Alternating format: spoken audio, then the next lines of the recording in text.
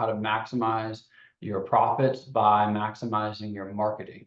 And so what we're going to do is just first start off with overall explaining what my marketing mindset is, for running my $5 million clinic. And then we're going to go through how to calculate lifetime value of a customer, calculate how much you can spend on acquiring a customer, and also how to scale your business through marketing and what are the next steps you're going to need to continue taking to grow and scale with the proper marketing mindset.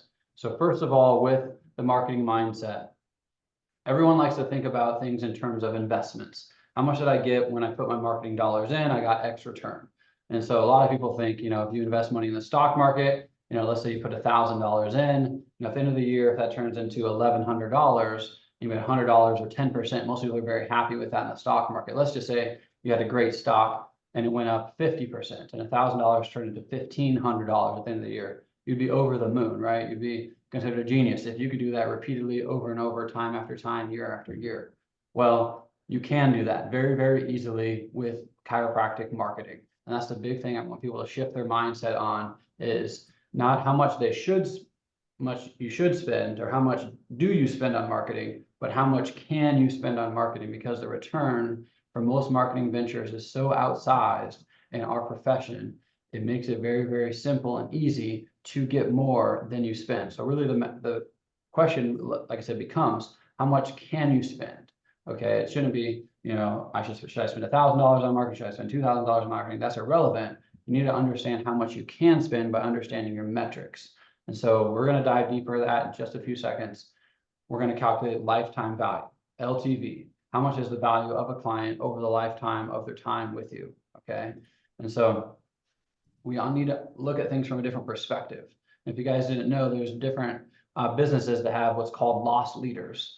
If you've ever gotten ads from a grocery store, a lot of times on the front page of the ads, they have discounts on eggs or milk or toilet paper, all these things that they actually lose money on when you come to the grocery store, but they know you're never going to go to a grocery store and just walk all the way to the very back corner of the store and get only eggs or get only milk. You're going to get all these other things on the way. Just like if you go to Costco to buy one thing, you end up spending $250 when you come out.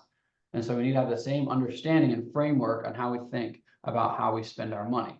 And so I was at a conference this last weekend and I was talking to a doctor and I said, he was telling me he was getting 7 times ROI on his marketing. And I said, if you're getting 7 times ROI on your marketing, that means you're putting $1 into a machine and $7 is coming out. And so the question should be, well, how many dollars should you put in? And the answer is as many dollars as you possibly can until you can't carry any more dollars. And at that point, you need to hire more people to help you carry the more money that you have. And then if you can't do it fast enough, you need to get a bigger vehicle. You need to get a bigger space to have more capacity. You need to open up more hours. Okay. So think of this as a marketing vending machine. That's the whole analogy that I want you to think of. You're putting money in, you're getting more money out than you put in. If that is the case, then you want to do that as fast as possible, as much as possible, and then you need to develop the resources around you to support that activity, okay? And so have that frame of mind as we keep moving forward. So as you continue to put money in, you pull money out, like I said, you can't carry all the money on yourself. So that's where you need to start hiring people to maximize how much money that you can carry, how much capacity that you can have, okay? And then from there, you need to start maximizing the capacity of how many people you can carry. How many appointments do you have? And so from a marketing perspective, if you're open for X number of hours a week, let's just say for hypothetical numbers, you could hold 20 new patients a month or a week. Let's say 20 new patients a week. So hypothetically, you have 20 new patient slots a week. If you only have, let's say 5 of them, 10 of them filled a week, you're still paying for your staff, you're still paying for your space, you're still paying all the same exact overhead costs, whether your marketing calendar is 100% full, 25% full, 50% full. The expenses are exactly the same. So to have the best optimization of profitability, what this call is about, driven by marketing, you need to maximize the capacity that you have. And so that's first and foremost. If you have 20 new patient slots a week, then you need to push your marketing to get you to 20 new patient slots filled every single week. Once those are filled, then you look at, okay, Is it a staff problem? Is it a space problem? Most people, I would say 99% of doctors, it is an hours problem first and foremost. You open your hours as how you operate yourself. You're running the business, you're a doctor, you're doing all these different roles. So maybe you're only open 15 adjusting hours a week, or 18, or maybe even 20, total new patient hours a week. Let's say you have a 30-minute slot for a new patient, 30-minute day one, 30-minute day two. Like I said, 20 hours a week, you can only see 20 new patients, right? But you have staff members that are working 40 hours, all right? And so you need to first figure out how can you expand the hours that you're currently already open to open up the new patient slots, all right? And then from that point, if I have more staff, can I open more new patient slots? And then you just continue to scale in this manner, and then until you maximize that space. Can you open up more hours? Can you have more staff? And you keep doing that until you maximize. And that's exactly how I got up to over 1,100 visits a week, making over $5.5 million in 1,800 square feet. And so it's just this exercise of marketing and operations, marketing and operations. And so we're going to focus on the marketing today, but the next, we can do another call in the future about operations. But marketing is first, you got to fill up the calendar. Okay, so what I'm going to do is I'm going to share my screen, and we're going to walk through an exercise how to calculate lifetime value. After I do one example, we're going to actually post this calculator in the chat, and then we're going to do one all together as well, so everyone can walk through and understand exactly what to do, how to calculate it. All right. So can you guys just give me a thumbs up in the chat if you can see my screen?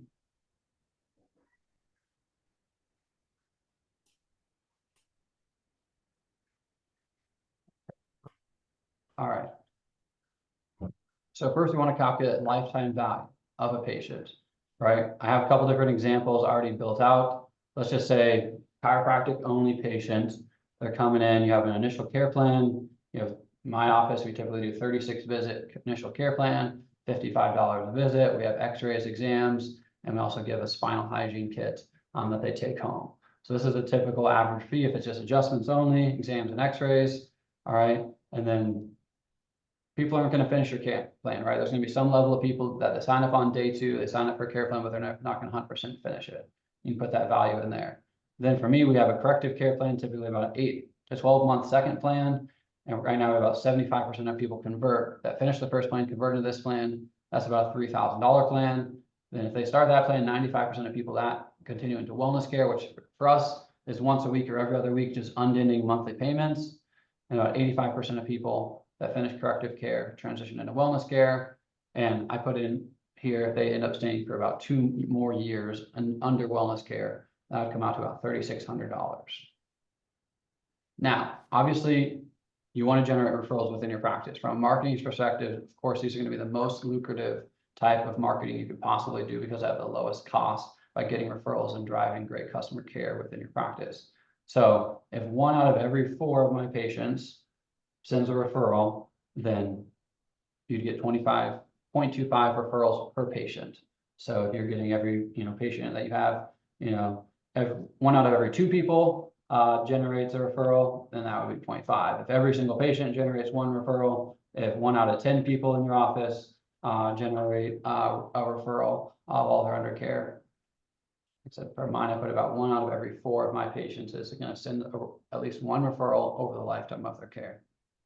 And so this is how you calculate this total number, okay? So Adam, if you haven't already, go ahead and post in the chat this sheet. So Adam's going to post this link, and that link is going to automatically pop up, and it's going to ask, make a copy. So yes, go ahead and make a copy of that sheet.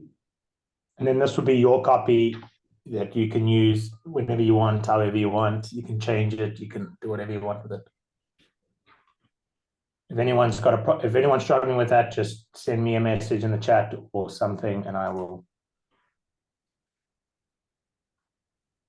Yep, and if you're on your phone or not on a computer, just at least open that link, have it saved in your browser, and you can always share it to yourself, to your email, and do this exercise if you're not able to do it live with us.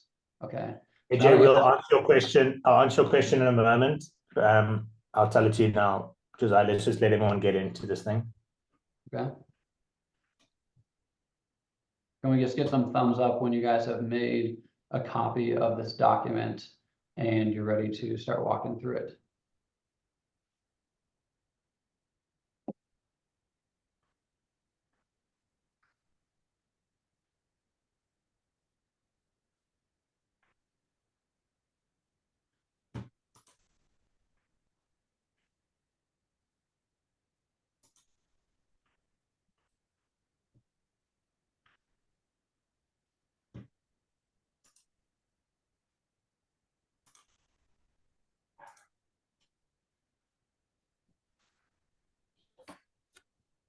Okay, perfect.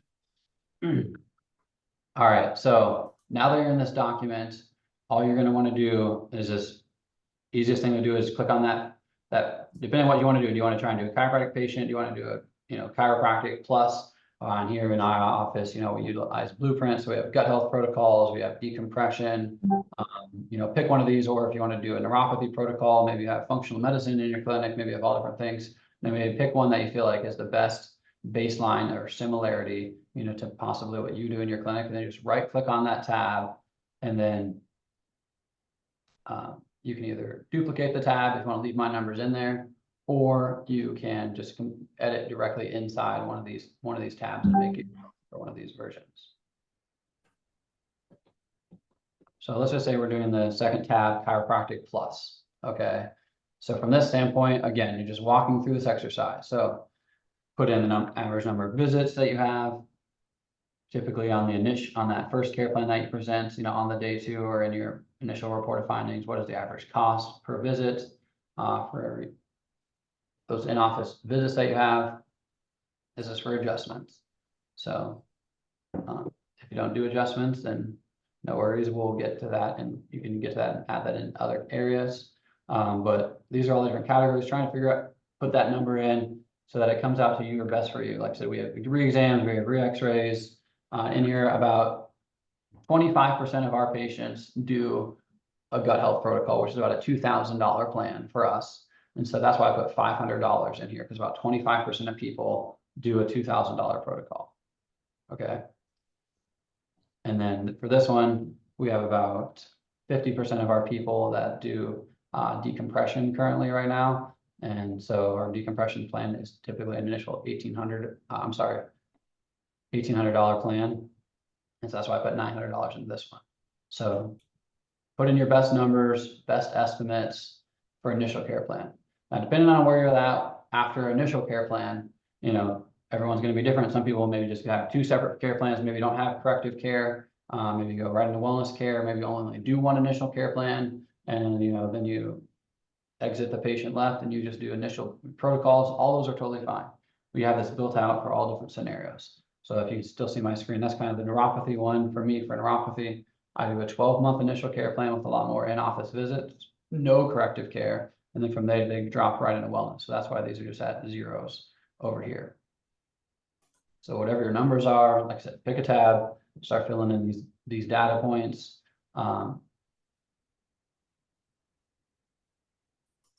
We'll do one for this call, and what I recommend is after this call is if you have different types of patients, maybe you do knee protocols, maybe do functional medicine. If you have different styles of new patients, then you're going to really want to make a tab for each one of those, because then each one of those different styles of new patients, if you have a different marketing sources or marketing strategies for each of those patients, you want to be able to understand how much you can spend for each of those unique types of patients. So, a chiropractic only patient, I can't spend as much as I could for a neuropathy new patient.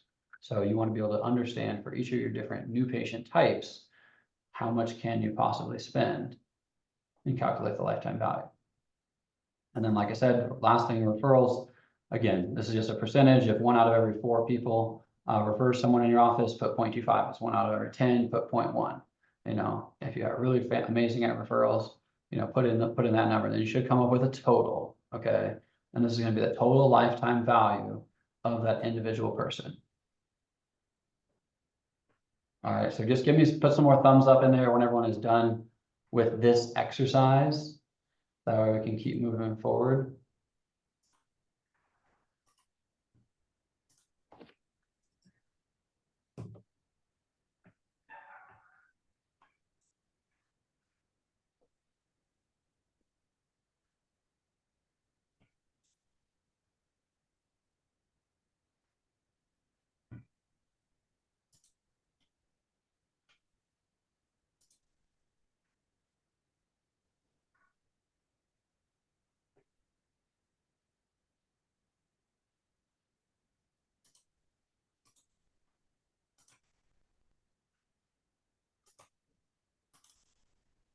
Okay.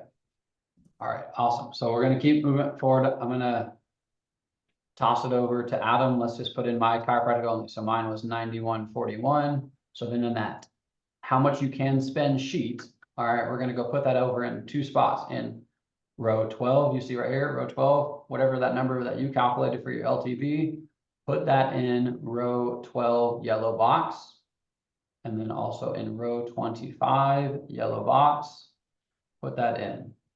Row 12 yellow box, row 25 yellow box. Put that LTV that you calculated from the LTV calculator that you just did, put that in those 2 boxes. All right, now they have that done. I'm gonna have Adam, he's gonna walk through and help you guys understand. Now that you know your LTV, how much can you spend to acquire a new patient? Adam, go ahead.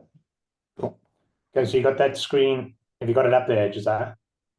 Yep, if you wanted to Okay. stop and you can share and walk through your screen. Yeah, okay. Okay, hold on.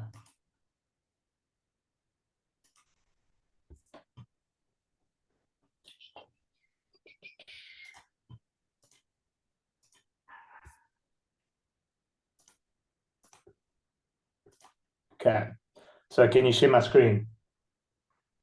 Yes. Got it. Okay, cool. If any questions come up, AJ, we're going to get your question. I'm not ignoring it. We will get there. Okay, so the big thing is as Josiah said, the question isn't what is my budget. My question is how much can I spend per patient, and then spending as much money as you possibly can, as long as those metrics are pretty good. So we have three methods that I would use to determine how much someone can spend on advertising.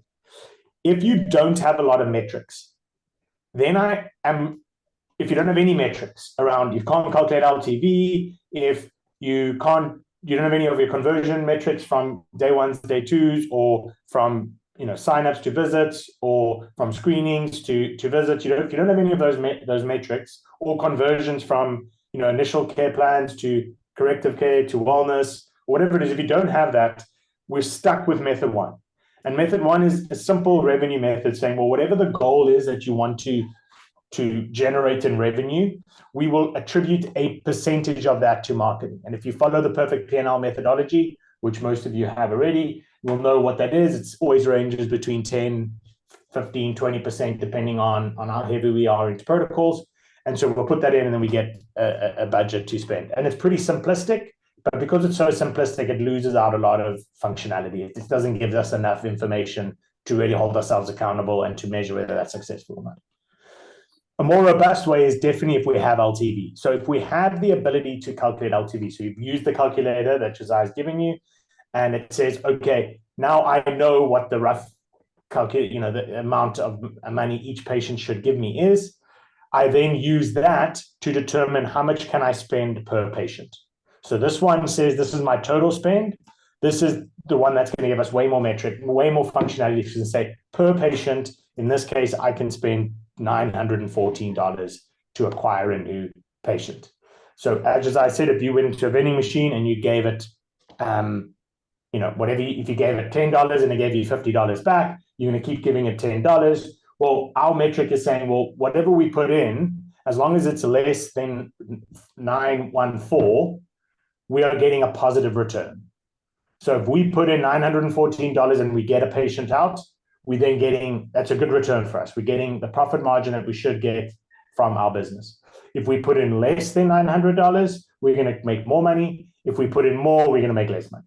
Okay, so that's the yardstick there. So we're saying spend as much as you can possibly spend, as long as it's less than that 914 number. Now, obviously, the more data you have, the more accurate that number is going to be. The more accurate that number, the better we can forecast. Then the third mechanism is saying, if we have all our conversions, we can, as you can see from method 3, we can get a lot more information.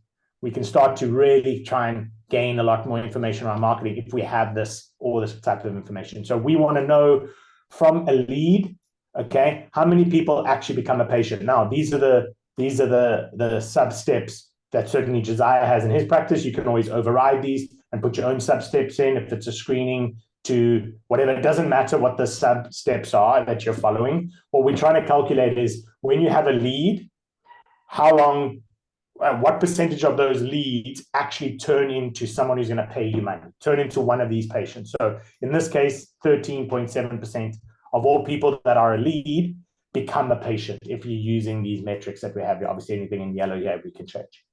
So you can override these, of course, that's not a problem.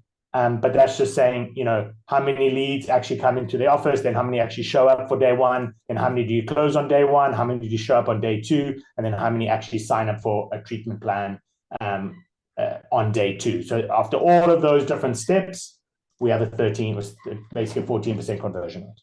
Okay.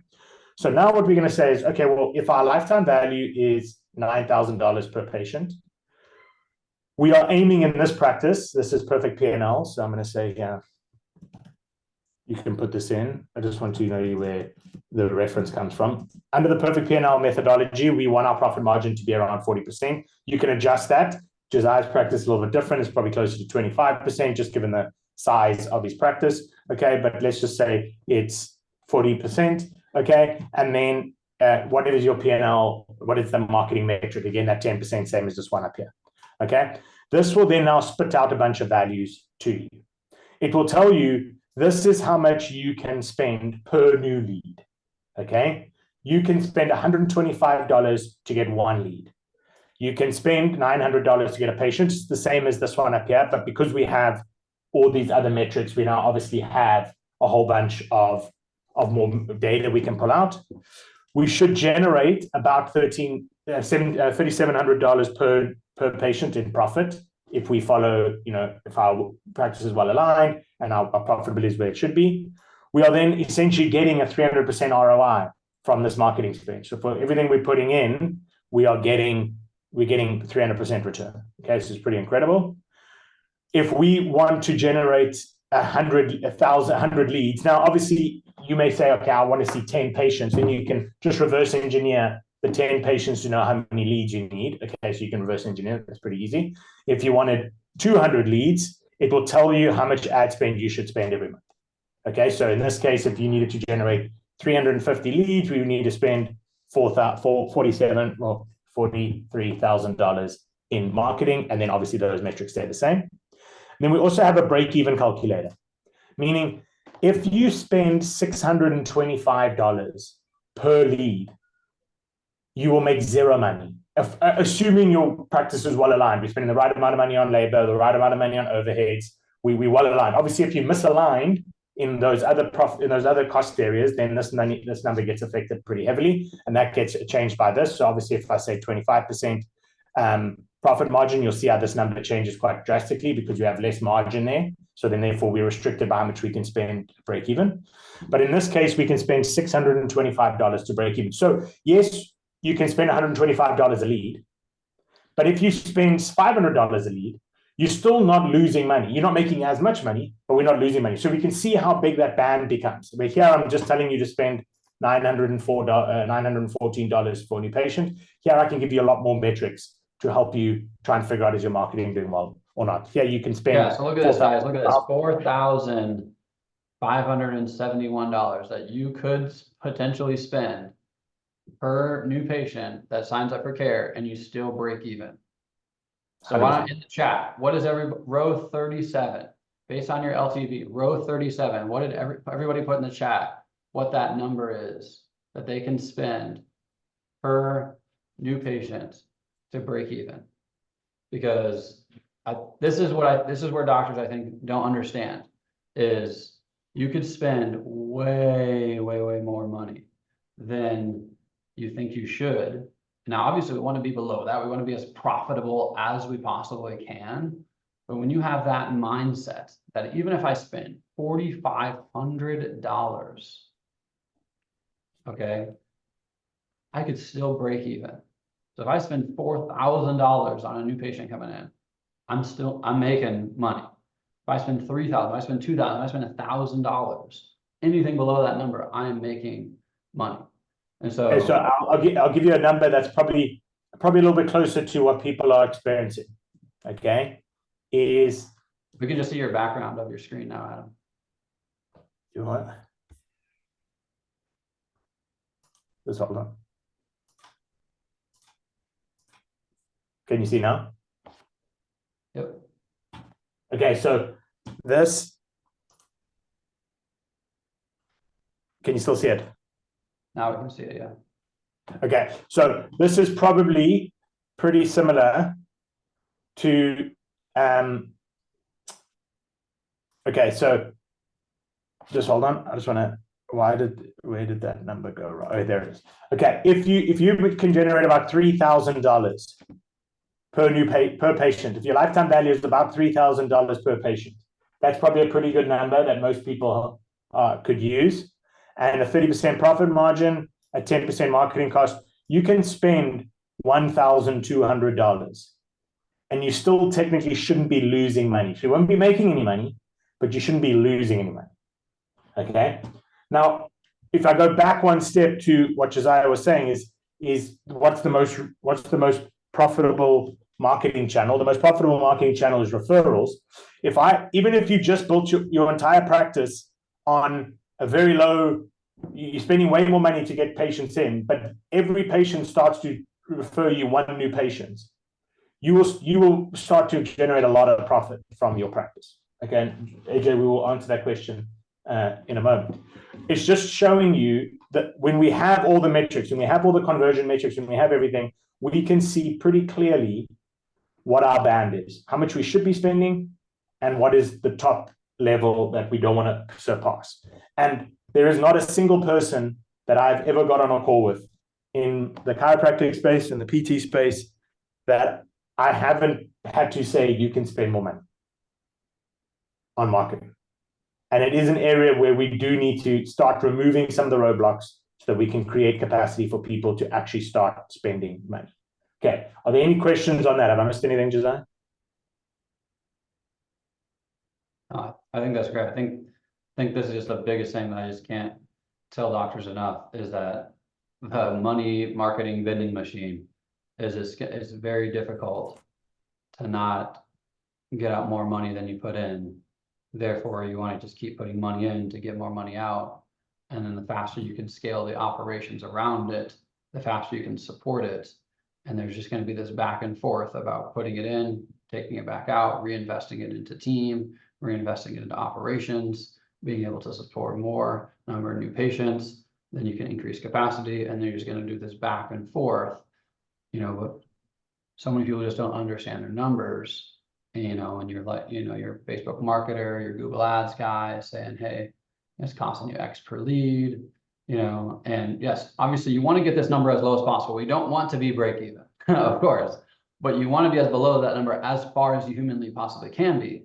But again, like I said earlier, if you have 20 new patient slots available a week and you're only filling them 10 of them, if you have 50 a week and you're only filling half of them, whatever, if you're not 100% fulfilling the capacity of what your staff and office hours can be, your expenses are exactly the same and you're not filling out your capacity.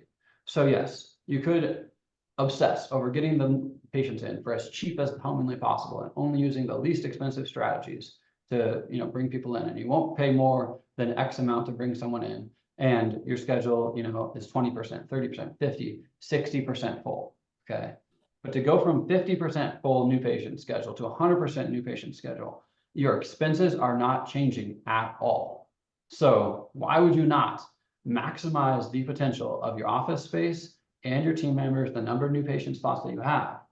Even if they're slightly less profitable than the other ones, they are still profitable. And so 0%, 100% of zero, right, is nothing. So that's just the biggest thing, is just a frame of mind that you need to fill up that schedule. Obviously, you want to do it as cheaply and as least expensively as possible and get the greatest ROI and have the best, profitability. But most people just do not have full schedules. And so they need to flip the mindset that, hey, I can spend a lot more and still be very profitable and maximize my schedule.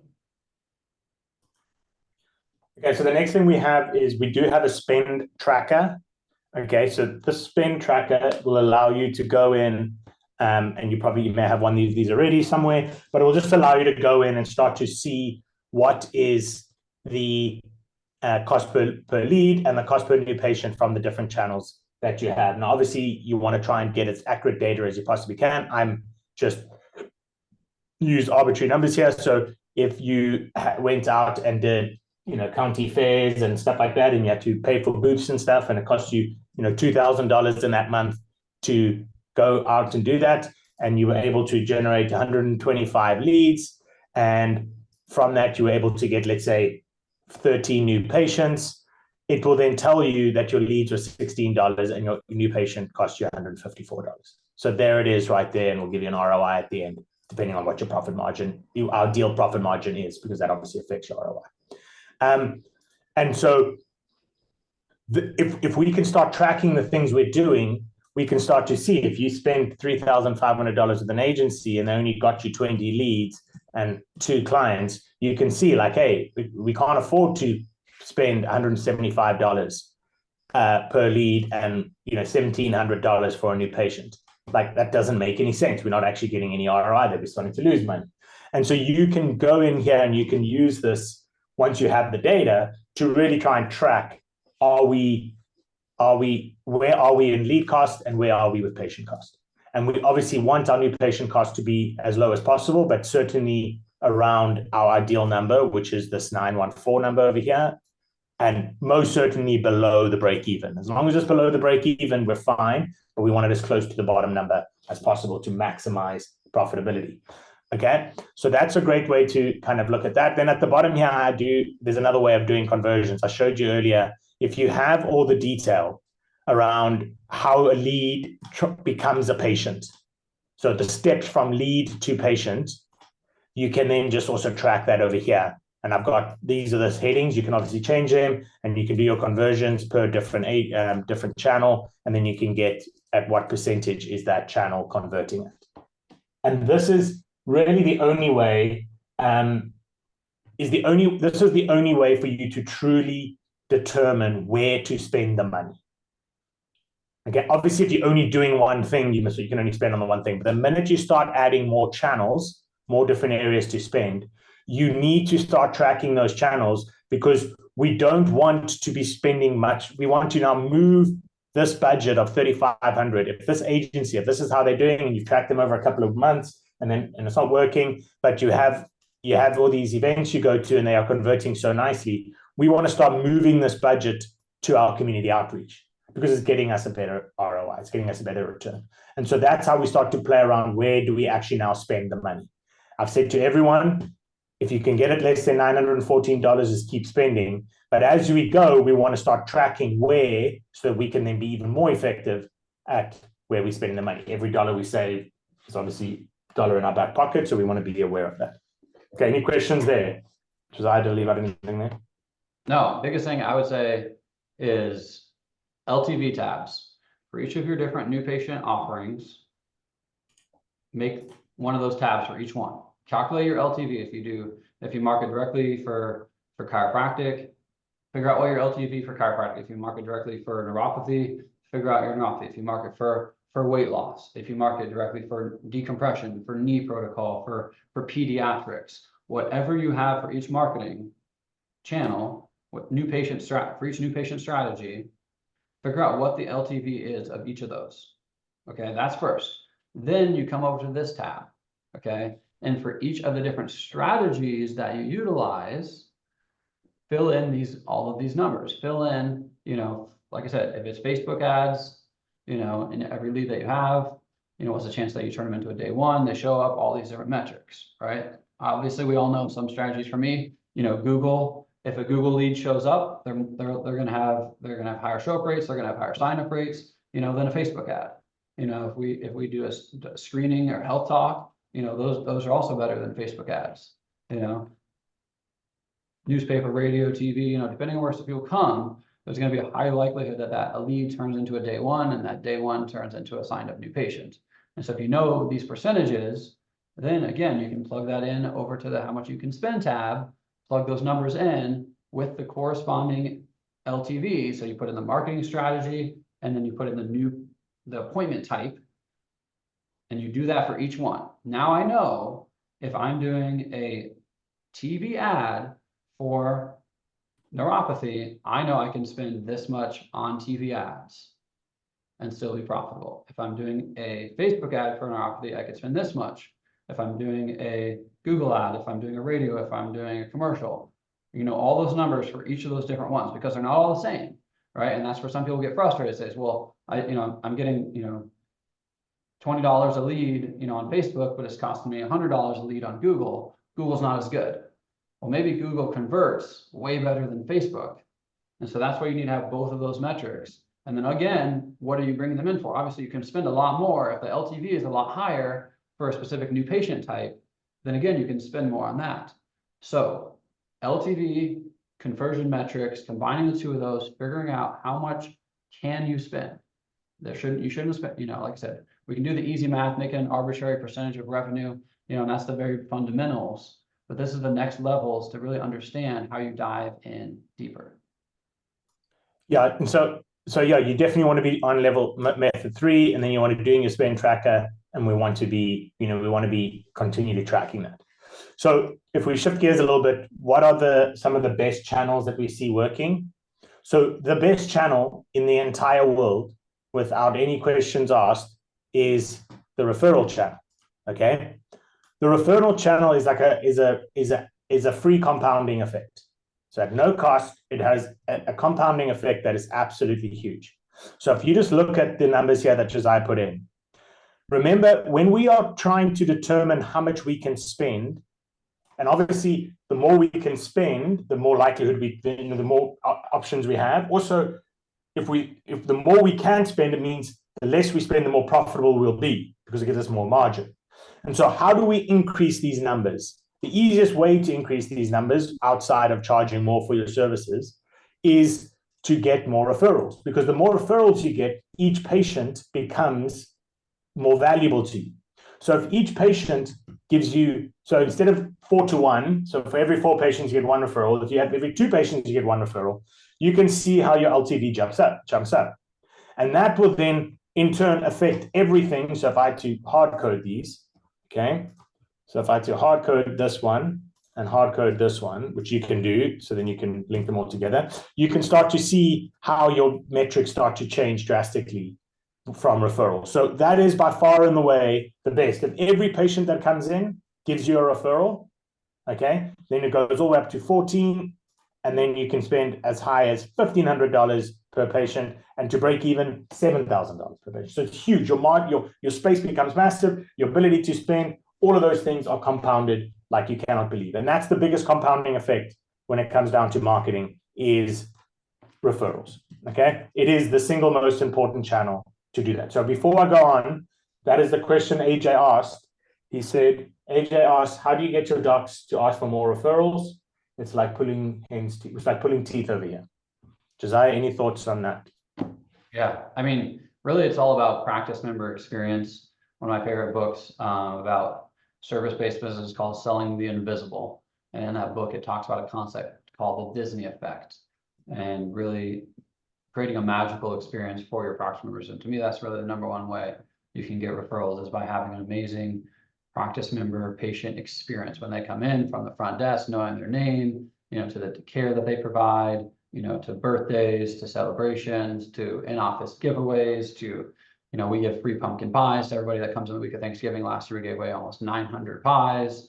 We do celebrations, we do patient appreciation weeks, we give away TVs, we give away coolers, we give away all sorts of things. We have coffee bar, we have mints, we do everything to make the patient experience as best as possible. We do follow-up calls, we do check-in calls, everything we possibly can to feel like it's a white glove, next level patient experience, and obviously quality of care, delivering the best results, using the best protocols, using the best techniques, all those types of things to deliver the highest quality care and the highest value. At the end of the day, that's going to be number one. Obviously then from there, then you can go into directly asking for referrals and so forth like that. But I think that's what everyone defaults, ask for referrals, so forth like that. But if you deliver the incredible experience first and foremost, then it's going to be much easier for them to refer, much easier for them to tell people that they should come to you. At the end of the day, that's really the simplest way, that you can possibly do it, but just make it easy for them. You can do specials for referrals, you can do discounted initial examinations, and you just want to make it as easy as possible for somebody to send you somebody else. That's the number one thing. But yeah, you can't solely rely on referrals. I'm totally adamant against when people say they have referral-based practices. I think that's stupid because there's no way you can fill up and maximize your schedule and maximize a business solely off of referrals. Are referrals the most lucrative from an ROI standpoint? Yes. Should you base your business and solely depend on them? Absolutely not.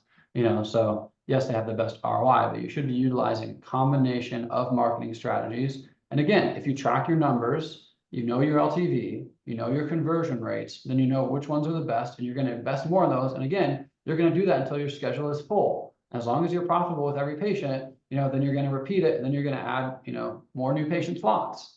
Okay, and then you're going to maximize it again. And all the time, you're trying to get the ROI per patient as low as you possibly can to maximize your slots.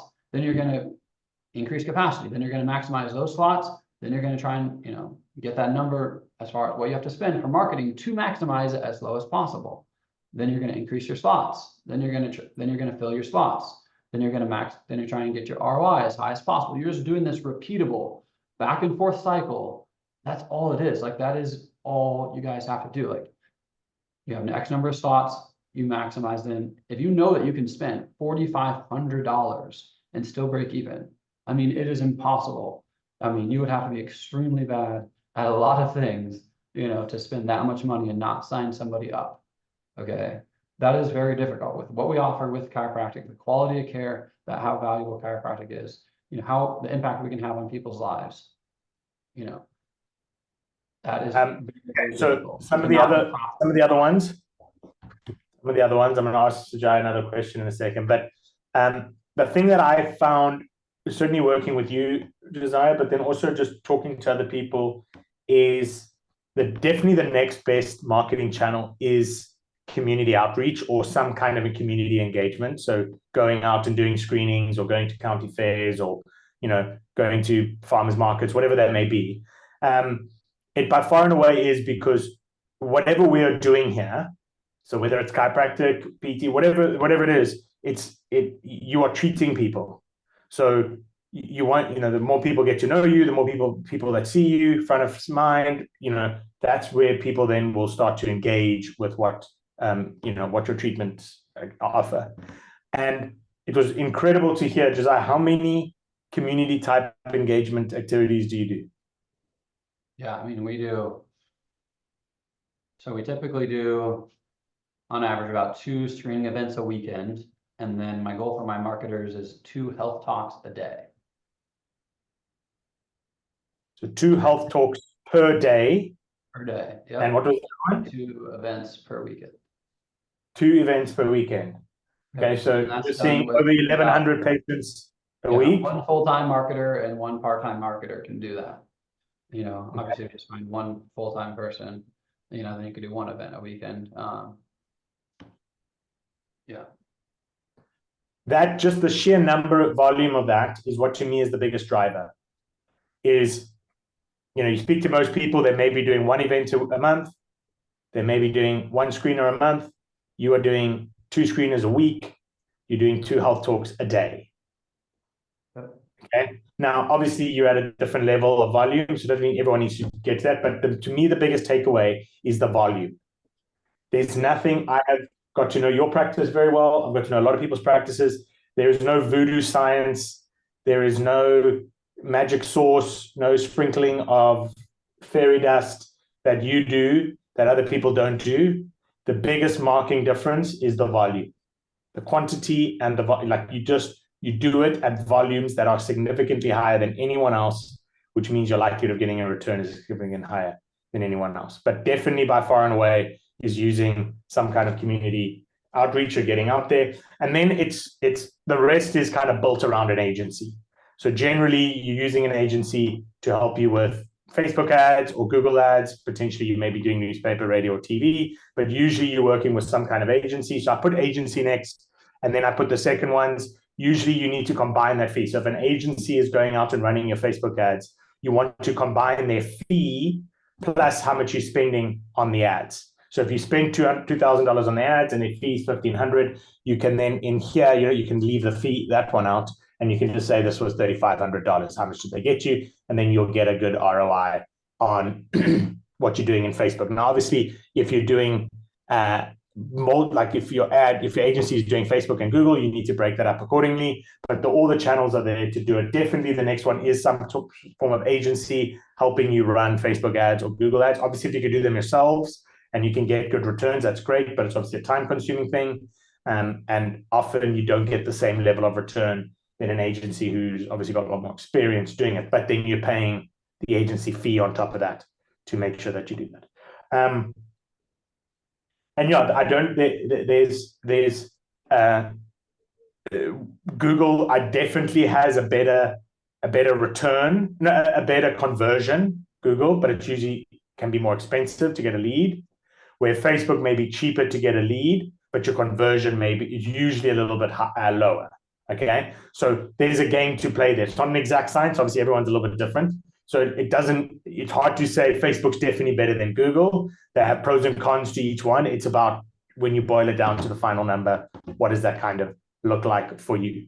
But by far and away, and the last thing I'm going to say is community outreach, getting out there, seeing people, getting to know your community, getting to know who you are, getting to know what you do, getting to them to know how you can help them and bring them in. And then the compound effect is massive. If you can get people to come in, and then you create that incredible experience, and then you get referrals, that's the compound effect of where marketing takes it to another level. Because not only are you now bringing people in at a good cost, but they are becoming advocates for you. And that's the snowball effect we want to create, that it gives us the best return for marketing that we can have. And, obviously you don't want to spend all this money getting someone in, and then when they come in, they have an average experience. They're likely not to come back, and they're not likely to tell someone else to come back. So that's the double-edged sword that we want to try and avoid. That's why I started with referral. Number one, referral. Create such a good experience that not only does that person come back, but they also start referring your name. And then as you build these channels, we want to get at a good cost, more and more people coming in to get that compound effect. Absolutely, absolutely, yeah. And like I said, I've said this 5 times on this call, but I just can't. I've said this analogy to so many doctors. You have a capacity. You're going up to your apple tree, and you got your bucket, and you're going to pick the lowest hanging apples first. Right? You're going to get the easiest ones. You're going to use the best ROI. And for most doctors, it's probably going to be Facebook. Okay, as far as what you can spend your money on, and you're going to pull those out. They're going to be easiest. It takes a less amount of work with having hiring a staff and figuring out all that and so forth like that. And obviously you can work on your business and get your experience up, but that's something that's going to take time. You can turn an ad on, and you can fill up your bucket, with the lowest hanging fruit as possible. And then if you pull all lowest hanging fruit, then you go to the next level. What's the next best ROI of your time and money? And then and then you fill your bucket. And then, like I said, you fill your capacity of new patients. Then what do you need to do? You need to go get a bigger bucket. You need to increase the capacity of what you can handle. And then you go grab the next set, and you just keep doing that repeatedly. And that's just how you scale a business. It's just this continual compounding cycle, like I said, of marketing and operations. And it's just this back and forth. And I want to say it this many times because I just want to drill in everybody's head, it is really that simple. There's not a lot of complexities to this. You put in, your number, and you go execute it. And you just do that repeatedly, time and time again. And it's just consistency. You're just taking the correct actions with consistency month over month, and then you're just taking the next little tweak to open up capacity, to train staff members, right? You're doing all those things. Operations is a lot more complex, all the little different intricacies of running a very great operations. But marketing is simple. Marketing is very, very simple. You get a few numbers, them, you fill the capacity, and you just keep repeating. So just don't overthink it. Okay. Anyone got any questions as we wrap up here?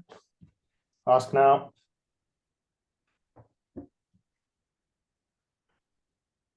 Thanks, Jason. Yeah, use that sheet that we've given you. A great thing about a sheet like that as well is when I've said this to a few people, especially at the event, is when you can't fill out the sheet properly and you don't know some of the information. Yes, it's not a good thing, but it also is a good thing, because it's giving you some awareness of where you need to go and find out, where you need to go digging. And the best way to become better at something is to be more aware of it. And so, if you don't know the answer, you've got to go figure out how to get it. That's going to build your awareness. That's going to build your understanding of what's happening. You're going to really start to understand the flow, understand the information, and that's going to make you better at what you do. So don't be discouraged by the lack of knowledge. Rather be curious about how do you go get that knowledge, how do you go get that information, so that you can make the process better.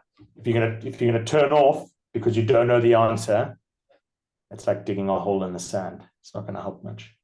Yeah, and feel free to share the sheet if you got friends, you got colleagues that could benefit from this simple calculation. That link that we posted at the beginning of the chat to make a copy. You can share your own link. They can make a copy of yours, whatever it is. Very, very easy. But this is something I'm very passionate about, just helping the profession as a whole, and helping doctors understand. Because if you understand these basic metrics, we have the greatest product. We have the greatest healthcare product in the world.